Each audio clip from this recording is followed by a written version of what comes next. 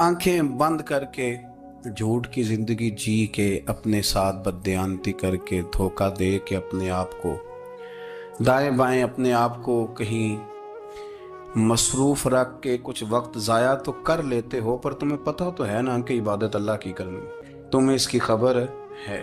मेरे रसूल पाक अलैहि वसल्लम ने फरमाया, बंदा अल्लाह के सबसे करीब उस वक्त होता है जब वो सजदे की हालत में होता है। किसके करीब होता है? अल्लाह के सबसे करीब होता है। वो बड़ा नेड़े है रब के, बड़ा करीब है, इसलिए कि वो हालत है सजदा में। वो जब सजदे करता है ना, उसकी बारगाह में जब झुक जाता है, आप जरा सजदे की कैफियत देखें ना, जुबान भी यहाँ है, आंख भी यहाँ है, कान भी, अकल भी सारी, इसने सारा कुछ रख दिया सजदे। आप वो कभी पीछे जाएं तो देहातों में कहा जाता था नाक से नकीरें निकालो, बहुत बड़ी सजा होती थी ना, नाक से नकीरें निकालो, बड़ी सजा होती थी। तो इसने कहा मालिक मुझे किसी ने कहा नहीं, पर देखना मैंने रख दी सारी अकल सजदे में, और रख के कहा क्या, सुभान रब्बी या अल्लाह, अल्लाह मैं पस्त हूं तो आला है, अल्लाह तू मेरा रब है और तू सबसे आला। इतना, और फरमाया जब ये इस कैफियत में होता है तो फिर ये अपने रब के करीब होता। मेरे नबी करीम अलैहिस्सलाम ने मुसल्ले से दिल लगाने का दर्स दिया, हुजूर ने तवज्जो दिलाई। सहाबा इस ज़ौक़ के हामिल लोग थे, वो कोशिश करते थे। जनाब सिद्दीक़ अकबर रज़ी अल्लाह तआला अन्हु का इबादत का मिजाज हमेशा कायम रहा। हज़रत उमर फारूक सारी सारी रात अल्लाह के हुजूर खड़े रहे। हज़रत उस्मान गनी रज़ी अल्लाह तआला अन्हु इशा की नमाज पढ़ के 2 रकतों की नीयत बांधते थे, 15 सिपारे पहली रकत में पढ़ देते थे और 15 सिपारे कुरान मजीद के दूसरी रकत में पढ़ देते। आपने ना हज़रत उमर फारूक के विसाल के बाद उनकी एक बेवा से निकाह किया, हज़रत उस्मान गनी ने निकाह किया। वो खातून आपके निकाह में आई तो अर्ज़ करने लगी, अमीरुल मोमिनीन मेरे लिए एजाज़ तो बहुत है कि मैं अमीरुल मोमिनीन की बेवा थी तो अमीरुल मोमिनीन की मनकूहा हो गई हूँ, लेकिन हुजूर न तो मैं जवान हूँ कि मेरे अंदर रगबत होती और ना मैं अब इस काबिल हूँ कि कोई खिदमत कर सकूँ, मेरे साथ निकाह की वजह क्या बनी?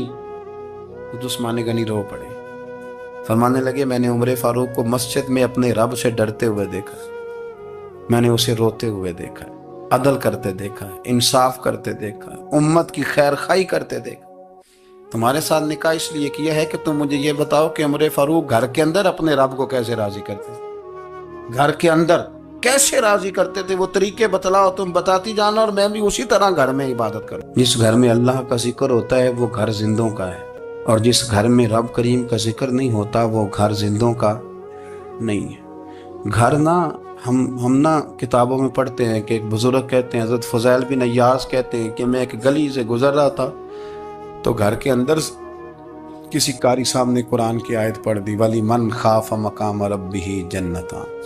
मैं तो मेरे कानों से टकराई तो अल्लाह ने मेरी काया ही पलट दी, मैं तौबा कर गया। अब घर के अंदर से आवाज़ आए तो सही ना तिलावत की, पर अंदर से आवाज़ आती नहीं, या डेक बजने की आवाज़ आती है, या टीवी चलने की आवाज़ आती है, या धूम मचाने की आवाज़ आती है। इबादत का वो जो ख़ास शौक़ था, वो जो हुस्न था, वो जो तवानाई थी, वो जो बात थी। एक जगह पे हम बैठे थे तो वहाँ एक साहब आए और उन्होंने आते ही कहा कि मेहरबानी करें ज़रा मुझे मुसल्ला दे दें, मेरे ना कुछ नफल रह गए।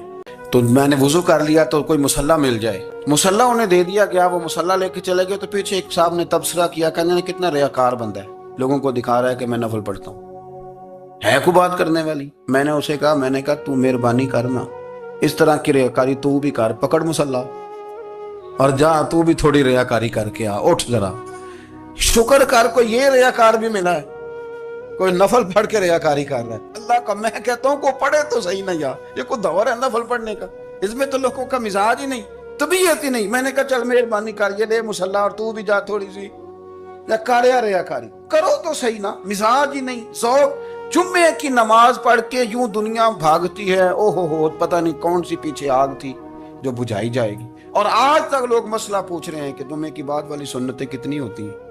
मैंने कहा कितने साल हो गए जुम्मा पढ़ते, कितने साल हो गए, अभी तक सुन्नतों का नहीं पता, अभी तक ने इल्म के पहले कितनी रखते हैं और बाद में कितनी रखते हैं। फजर की सुन्नतें कब पढ़नी चाहिए, सुनो फजर की सुन्नतों के बारे में। मेरे रसूल करीम सैयद आलम सल्लल्लाहु ताला अलैहि वसल्लम से एक सहाबी ने पूछा था, हुजूर मेरी फजर की सुन्नतें रह गईं या रह जाती हैं तो हुक्म क्या है? کیا انداز ہے حضور. بخاری مسلم کے لفظ سنو. حضور سید عالم صلی اللہ علیہ وسلم فرمانے لگے, اس نے کیا پوچھا تھا, حضور جواب کیا دیتے, فرمایا فجر کی سنتیں کبھی نہ چھوڑ, فجر کی پہلی 2 سنتیں کبھی نہ چھوڑنا. یا رسول اللہ صلی اللہ تعالی علیہ وسلم میری رہ گئی ہیں, رہ جاتی ہیں. فرمایا فجر کی 2 سنتیں نہ چھوڑنا. فرمایا فجر کی پہلی 2 سنتیں مجھے دنیا اور دنیا کے اندر جو کچھ ہے وہ سب سے زیادہ پیاری ہے. فجر کی 2 سنتیں دنیا اور دنیا میں جو کچھ ہے مجھے وہ سب سے زیادہ پیاری ہے, اس لیے فجر کی سنتیں نہ چھوڑنا. اپنا ذوق, اپنی طبیعت, ہم نے نا ذوق غلط بنا لیا. اگر 20 بندے کہہ بھی دیں گے تو نے بڑی شاندار تلاوت کیا تو کیا اس سے بنے گا. 100 بندہ کہہ بھی دے تیری کیا بات ہے, کیا بات ہے نعت خاں کی, کیا بات ہے علامہ صاحب کی, پیر صاحب کی, پیر مہر علی شاہ صاحب رحمت اللہ علیہ. آپ تشریف فرما تھے تو آپ کے ایک ہی بیٹے بابو جی جن کو کہا جاتا ہے, جس دن صاحبزادے پیدا ہوئے تو خادم نہ وہاں سے نکلا. ان لوگوں کے شوق اور طرح کے تھے نا, تو ان کی توجہ بھی اپنے شوق کی طرف رہتی. تو خادم نکلا اندر سے, پیر صاحب مبارک ہو, پیر صاحب مبارک ہو, پیر صاحب مبارک ہو, پیر صاحب مبارک ہو, شور کر رہے ہیں. تو پیر صاحب کو وجد ہو گیا, اللہ اکبر, اللہ اکبر, اللہ, کیا ہوا, کس بات کی مبارک دے رہے ہو. اس کی حضور اللہ نے بیٹا دیے. تو آپ فرمانے لگے اچھا حضور آپ کیا ہوا, آپ تو پریشان ہو گئے. فرمانے لگے جب تو نے 3 دفعہ کہا نا مہر علی کو مبارک ہو, تو میں سمجھا تھا شاید تجھے کسی نے بتا دیا ہے کہ مہر علی سے اللہ راضی ہوگی. میں سمجھا تھا کہ شاید تو یہ خبر لے کے آیا ہے کہ کسی نے بتایا ہے کہ مجھے آج خبر ملی ہے کہ مہر علی سے رب اچھا پتر ہوا ہے. الحمدللہ, اللہ کا شکر ہے.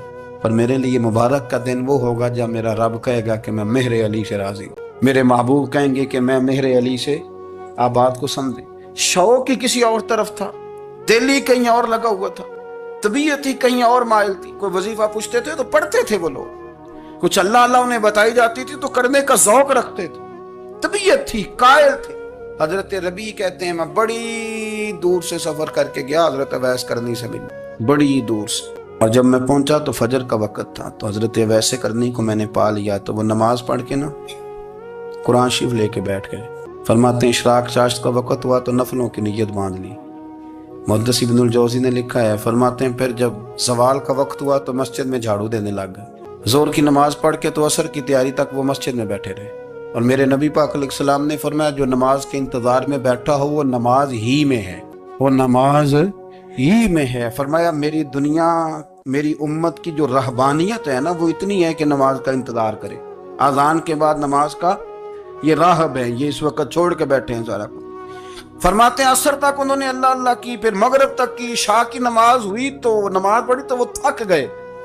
اب مجھے وہ فارغ ہوں, مصلی چھوڑے تو میں ملاقات کروں نا. یہ آپ حیران نہ ہو کہ اتنی دیر بندہ کیسے اللہ اللہ کر, ہم نے کی نہیں نا اس لیے ہم پریشان ہیں. جو عادی ہوتے ہیں وہ کر بھی لیتے ہیں, وہ یہ کام. میری بات کی سمجھ آ رہی ہے. جب جاتے ہو کسی دفتر میں تو 8 گھنٹے کھڑے رہ لیتے ہو نا, مجبوری ہوتی ہے تو کھڑے رہا جا سکتا ہے. پاسپورٹ کا دفتر بولیے, امیگریشن کی لائنوں میں, اور میں نے تو امبیسیوں میں بندے 12 گھنٹے پہلے جا کے کھڑے دیکھے, رہ لیتے ہیں کھڑے. تو اگر ان کاموں کے لیے رہا جاتا ہے تو اللہ رسول کے لیے بھی کھڑے رہا جا سکتا ہے. تو فرمانے لگے کہ جب عشاء کی نماز کے بعد آخر انسان تھے, تھک گئے, نیند کا غلبہ ہوا تو تھوڑی ایسے آنکھ بند ہوئی تو کھلی تو رونے لگے. حضرت ویسے کرنی, رو کے کہنے لگے مالک مجھے غافل تو نہ کر, ابھی میں نے کیا بھی کچھ نہیں, دن ختم ہو گیا, کوئی نفل نہیں, کوئی اللہ اللہ نہیں, اللہ مجھے غافل نہ کر, میری مدد فرما. فرماتے ہیں جب وہ روئے تو میرے ساتھ جو شخص تھا میں نے کہا اٹھو چلیں. کہنے لگا حضور ملنا نہیں. فرمایا جو میں لینے آیا تھا وہ مجھے مل گیا, جو میں ان سے سیکھنے آیا تھا وہ مجھے نصیب ہو گیا, اب اور میں نے کیا لینا, ختم ہو گئی بات, اٹھو چلیں. اللہ کے بندوں نے حضرت ربیعہ بن کعب اسلمی رضی اللہ تعالیٰ عنہ فرماتے ہیں, کہتے ہیں جب بنو قریظہ اور بنو نذیر یہودیوں کے ساتھ حضور علیہ السلام نے جنگ کا اعلان فرمایا تو وہ دشمن ہو گئے. ہمیں خطرہ تھا کہ وہ رات کو کہیں محبوب کو تکلیف نہ دیں, تو کچھ لوگ نا تلواریں لے کے نبی پاک کے دروازے پہ پہرے داری کرتے تھے. گن مین رکھنا حرام نہیں, اگر کسی کو واقعی خطرہ ہو تو اس کے لیے سنت بھی ہے. حضرت علی المرتضیٰ تلوار لے کے حضور کے گھر کا پہرا دیتے تھے. حضرت ربیعہ بن کعب اسلمی رضی اللہ تعالیٰ عنہ فرماتے ہیں کہ رات میری ڈیوٹی تھی, کہ میں حضور کے گھر کا پہرا دوں گا، تو فرماتے ہیں میں باہر سن رہا تھا، ساری رات ہی میرے نبی پاک نے اللہ کی تسبیح پڑھی، ساری رات، کبھی تسبیح، کبھی تحلیل، کبھی تحمید، کبھی تکبیر، ساری رات۔ فرماتے ہیں ساری رات حضور پڑھتے رہے اور ساری رات ہی میں سنتا رہا، مجھے اونگ آ گئی، میری آنکھ لگ گئی، حضور ابھی پڑھ رہے تھے، میں تھک کے سو گیا۔ اور فرماتے ہیں جب میری آنکھ دوبارہ سے کھلی تو میرے کانوں میں پھر کوئی چیز گونجی، تو میں نے کان لگایا تو میرے حبیب ابھی بھی اللہ کو یاد کر رہے۔ ساری رات حضور رب کی عبادت کرتے، اسی لیے تو کہا یا ایھا المزمل قم اللیل الا قلیلا، حبیب ساری رات تو نہ جاگا کر، تھوڑا آرام بھی کر لیجیے گا۔ میرے بھائی، اپنا مصلی، اپنی عبادات، اپنے وظائف، اللہ اللہ جو آپ نے کسی سے سیکھی ہے اس کو کبھی کمزور نہ ہونے دیں۔ شجرہ شریف جو کسی بزرگ سے آپ لے لیتے ہیں تو کیا رسم ہے کوئی؟ اس پہ کچھ لکھا ہوتا ہے، وہ پڑھنے کے لیے دیا جاتا ہے، اس پہ لکھا ہوتا ہے کہ یہ اللہ اللہ آپ نے کرنی ہے۔ انسان پر اگر کوئی شخص نیکی کر دیتا ہے، احسان کر دیتا ہے، تو انسان اس کے سامنے پھر گردن نہیں اٹھا سکتا، یار یہ میرے مشکل وقت کا دوست ہے، اس نے میرے ساتھ نیکی کی ہے، کبھی بھی گردن نہیں اٹھائے گا، جھکا کے رکھے گا۔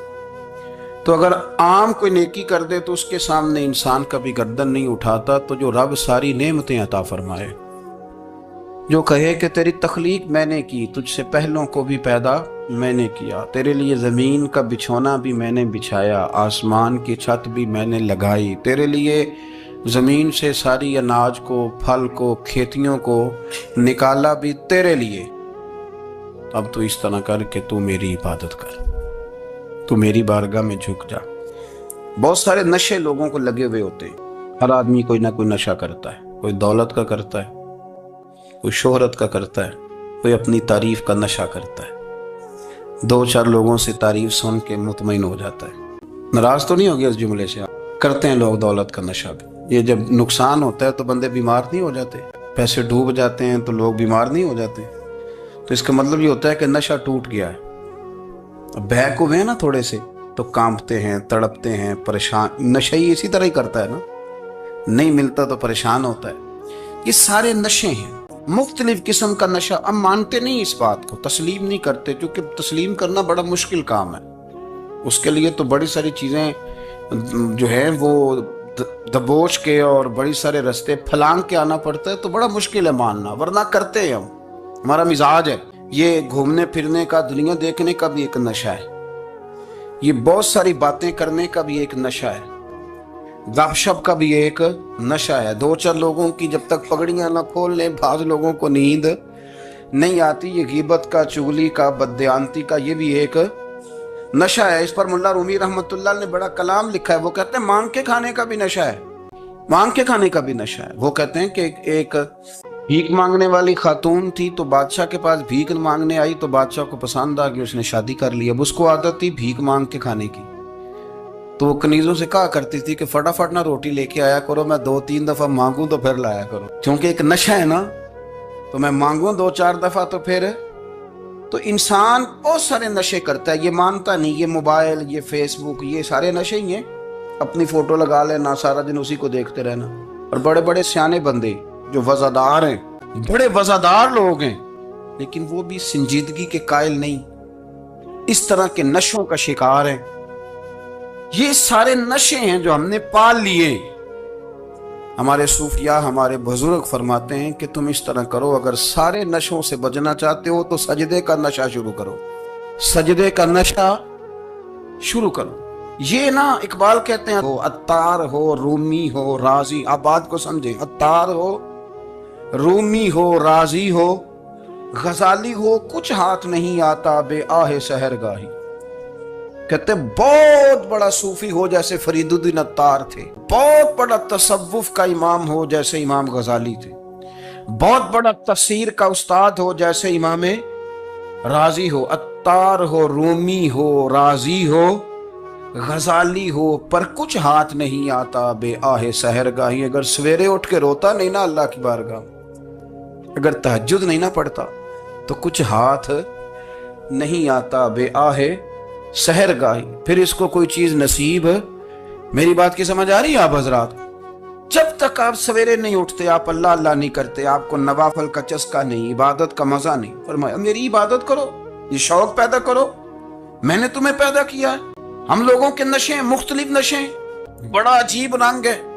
محفل کی صدارت کرنے والے بڑے پیر صاحب، بڑے القابات، بیچ میں سے بندہ تلاش کرنے سے بھی نہیں مل رہا، اتنے بڑے لقب ہیں اس کے، لیکن وہ ساج سنور کے 2.5 گھنٹے بیٹھا رہا محفل میں، اور نماز کا وقت آیا تو اس نے مختصر سی پڑھی، وہ نکل گیا، وہ ہلکے سے سجدے کیے۔ اتنا بڑا عشق رسول، نعت کا، ہو کیا بات ہے۔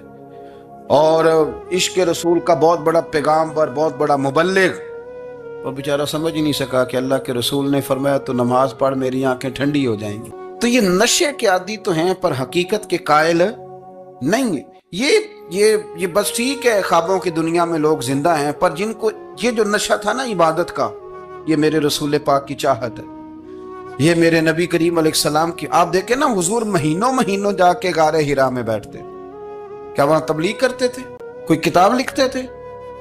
رسول کریم علیہ السلام مہینہ رہتے غار حرا میں، کوئی نہ مجھے دیکھے، کوئی نہ مجھے ملے، حضور یہاں کیا ہے؟ فرمایا میں اپنے رب کی عبادت کروں گا۔ نبی کریم علیہ السلام نے سجدوں کے ساتھ پتھروں اور پہاڑوں کو آباد کر دیا، سجدوں کے ساتھ۔ آپ کا سجدہ آپ کو بہت ساری چیزوں سے چھڑا لیتا ہے، یہ بہت ساری جگہوں سے جھکنے سے بچا لیتا ہے۔ صوفیاء، اولیاء یہ کیا کرتے تھے؟ یہ سجدے کا ذوق ہی تو پیدا کرتے تھے۔ سجدے کا ذوق شاہ عبدالعزیز دباغ رحمۃ اللہ تعالی علیہ اپنے مریدوں سے فرمایا کرتے تھے کہ اگر تم پکے نمازی بن جاؤ نا، تہجد گزار ہو جاؤ، تو میرے پاس آنا جانا چھوڑ دینا۔ عرض کی حضور کیوں؟ فرمایا میں تمہارے اور رب رسول کے راستے میں رکاوٹ نہیں بننا چاہتا، اور میرا مقصود ہے تمہیں وہاں تک پہنچانا، جب پہنچ گئے تو پھر میری ضرورت ختم ہو گئی۔ ہاں کبھی وسوس آئے، شک پیدا ہو، تکلیف ہو تو آنا۔ بیت المقدس پر قبضہ تھا عیسائیوں کا، تو صلاح الدین بڑے پریشان تھے۔ بابا جی کہنے لگے پتر کیا ہوا؟ کہنے لگے حضور پتہ چلا ہے دشمن کے 2 بحری بیڑے اسلحہ لے کے آ رہے ہیں، مسلمان پہلے ہی کمزور ہیں، اور اب اگر 2 بحری بیڑے اور آ گئے تو حضور مسئلہ بن جائے گا۔ تو میں پریشان ہوں کہ کس طرح یہ کم مسئلے والی ہماری فوج ہے کیسے مقابلہ کرے گی۔ تو بابا جی کہنے لگے پتر اس طرح کرنا، آج رات تو بھی دعا کرنا اور میں بھی کروں گا، تو بھی دعا کرنا، آپ ناراض نہ ہونا، ہم تو پیروں والے ہیں، ہم تو پیروں کے نوکر غلام ہیں، ہمارا تو گزارا ہی نہیں، ہمیں تو ملتا ہے سارا کچھ وہاں سے۔ پر میرا سوال یہ ہے کہ تعویذ لینے جاتے ہو، نفل کیوں نہیں پڑھتے؟ رات اللہ اللہ کیوں نہیں کرتے؟ یہ بھی تو ہمارے بزرگوں کا ہی طریقہ ہے، انہوں نے تو ہمیں سکھایا ہے۔ صلاح الدین ایوبی سے بزرگوں نے کہا کہ رات آج نا اللہ اللہ کرنا، تو میں تیرے لیے دعا کروں گا، تو بھی دعا کرنا۔ تو بندہ جب دکھی ہوتا ہے تو سجدہ کرتا ہے، تو پھر ہی تو مصلی بھیگ جاتا ہے، پھر ہی تو مزہ آتا ہے۔ سکھی بندہ تو کعبے جا کے نہیں روتا، دکھی تھے، تکلیف تھی، تو سر رکھا سجدے میں تو تڑپ گئے۔ اور وہ بابا جی کہتے ہیں میں مسجد آیا تو صلاح الدین چیخے مار کے رو رہا تھا اور کہہ رہا تھا مالک میں کوئی اپنی شان کے لیے تو نہیں نہ لڑ رہا، اللہ کو میں کوئی قبضوں کے لیے تو نہیں لڑ رہا، مالک تیرے لیے لڑ رہا ہوں، مجھے بے آبرو نہ کرنا، میری مدد فرمانا۔ کہتے ہیں میں آیا تھا کہ مسجد میں دعا کروں گا، پر صلاح الدین ایوبی کو روتے دیکھا تو میں لوٹ گیا۔ تو سویرے صلاح الدین ملے تو بڑے خوش تھے۔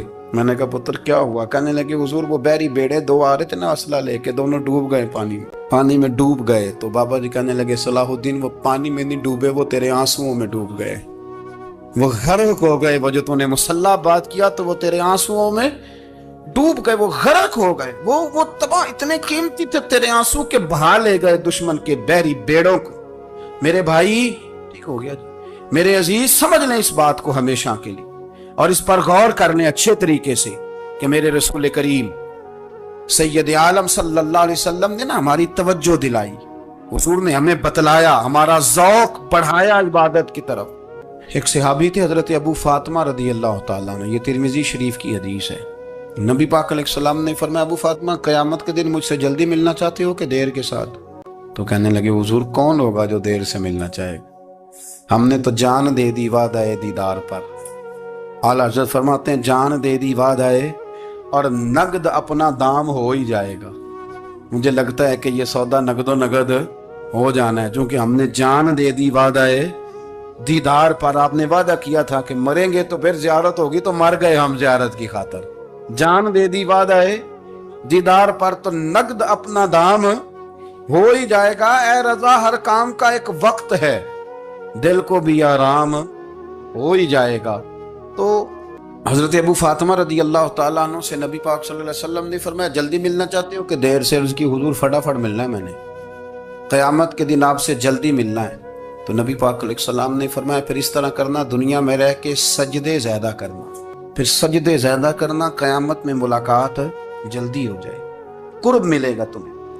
अपने बच्चों के अंदर देखे ना, हम शौक़ पैदा करते हैं, हमें सही लफ्ज़ नहीं बोलने आते पर हम बच्चों में शौक़ पैदा करते हैं कि पुत्र डॉक्टर बन जाएगा तो बड़ा नफ़ा करेगा, तो लोगों की खिदमत करेगा, मुल्क और मिल्लत की खिदमत करेगा, तेरे अब्बा का नाम रोशन होगा, तेरे दादा की तारीफ़ें होंगी। हम ये ज़ौक़ पैदा करते हैं। हम अपने नौजवानों के अंदर ये फ़िक्र पैदा करते हैं, उन्हें हम समझाते हैं कि मियाँ जब तुम पढ़ोगे, मेहनत करोगे तो फलां आदमी की तरह तुम्हारा नाम होगा।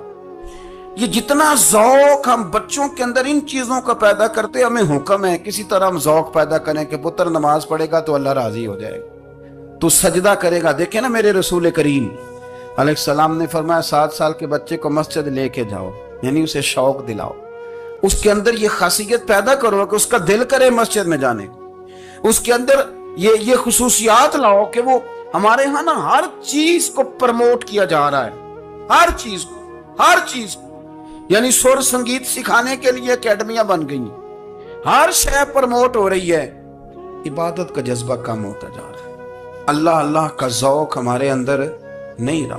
और इतना मुश्किल हमने अपने लिए बना लिया है कि वो बंदा जो बड़ी जबरदस्त मजहबी गुफ्तगू कर रहा था और तगड़ी बात कर रहा था, क्या बात है, लेकिन नमाज के बारे में कमजोरी दिखा जाता है, नवाफल के बारे में वो चुपके से निकल जाता है। इमाम अहमद बिन हंबल रहमतुल्लाह ताला अलैह, मुस्नद इमाम अहमद बिन हंबल 14 जिल्दों में है मार्केट में, और मुझे तो खैर पसंद ही पड़ी है, मैंने तो कई दफ़ा पढ़ी है।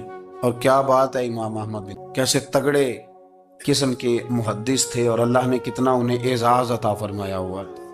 ये कोड़े भी खाते थे दीन की खातिर, सारा कुर्ता लहू से भर भी जाया करता, बड़ा एजाज़ वाला शख्स थे, बड़े एजाज़ वाले। हदीसें जमा करना, हदीसें लिखना, हदीस पढ़ाना, सारा दिन रहते थे। कह सकते थे कि मैं कर तो रहा हूँ काम, और हदीस भी मौजूद है कि आलिम आबिद से अफजल होता है, पर इसके बावजूद इमाम अहमद बिन हंबल रहमतुल्लाह अलैह 300 नफल फर्ज नमाजों के अलावा पढ़ा करते थे, 300 नवाफिल रोज पढ़ा करते थे। उनके बेटे ने कहा, अब्बा जी मकान खरीदना है तो वो जगह कहाँ करके लूँ, बहुत सारी आबादियाँ, तो फरमाया पुत्र वहां लेना जहाँ मस्जिद करीब हो। मेरे रसूल करीम सैयद आलम सल्लल्लाहु अलैहि वसल्लम इतना पसंद करते मस्जिद को, इतना पसंद करते नमाज को कि रसूल करीम सल्लल्लाहु अलैहि वसल्लम तहज्जुद की नमाज भी पढ़ते, फिर हुजूर फजर की नमाज भी पढ़ते, नबी पाक वितर को अलग करके पढ़ते, इशा के साथ नहीं पढ़ते। ये तो हम इसलिए इजाजत दी हमारे बुजुर्गों ने कि बाद में उठेगा कौन अलहदा वितर पढ़ने के लिए, इशा के साथ पढ़ ले। वितर पढ़ते, तहज्जुद पढ़ते, फजर पढ़ते, इशराक पढ़ते, चाश पढ़ते, फिर मगरिब की नमाज के बाद 6 रकात अवाबीन पढ़ते, फिर रात को सलातुल लैल पढ़ते। सैयदा आयशा सिद्दीका कहती हैं, ज़माना सो जाता और मेरे रसूल मुसल्ला बिछा के खड़े हो जाते। ओ यार, खेती बाड़ी करके नहीं, मेहनत मजदूरी करके नहीं। जनाब आयशा कहती हैं, मैं ये भी देखती कि हुजूर एक आयत शुरू करते तो सारी रात उसी को पढ़ते, और मेरी नजर जाती तो कदम मुबारक पे वरम आ जाता। यार नमाज पढ़ पढ़ के, इतनी मुशक्कत करके, इतनी जद्दोजहद करके फरम आ गया, यार सुल्ला इतनी मेहनत क्यों करते हो? फरमाया, अफला अकूना अब्दन शुकूरा, क्या मैं अपने रब का शुक्रगुजार बंदा ना बनूं?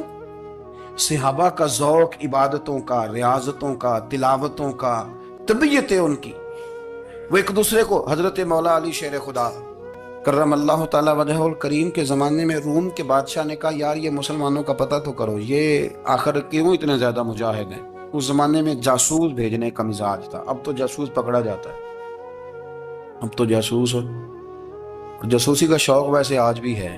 अर्ज़ करूँ थोड़ी सी बात इस उन्वान से, पता है क्या हमारा मसला है? हम जहाँ जाते हैं ना, वहाँ थोड़ी खुशबू सूंघने की कोशिश करते हैं।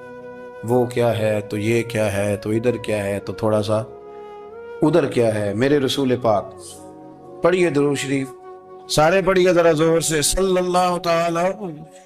नबी पाक अलैहिस्सलाम ने फरमाया, जासूसी ना करना वरना तुम बंदों को खराब कर दो, और फरमाया इस तरह ना हो कि तुम किसी के आप खोल न निकलो तो तुम्हारे पहले खोल जाएं। ये जो ज़ौक़ है ना, ये खत्म करें, छोड़ें। मतलब आप किस चक्कर में पड़े हुए हैं? इतनी ज्यादा तवज्जो करने की क्या जरूरत? نے کام سے کام رکھیں، اس میں بندہ تھوڑا سا نا آسان رہتا ہے۔ یہ جو بہت زیادہ ٹٹولنے والے لوگ ہوتے ہیں نا، وہ بےچارے پھر عمر ٹٹولتے ہی گزار دیتے ہیں، اس لیے کہ مزاج ہی بہت پکا ہے، بوری کا منہ کھول کے اندر تک ہاتھ ڈالنا، تو پھر کئی دفعہ سامنے سے بچھو بھی لڑ جاتا ہے، خرابی ہوتی ہے۔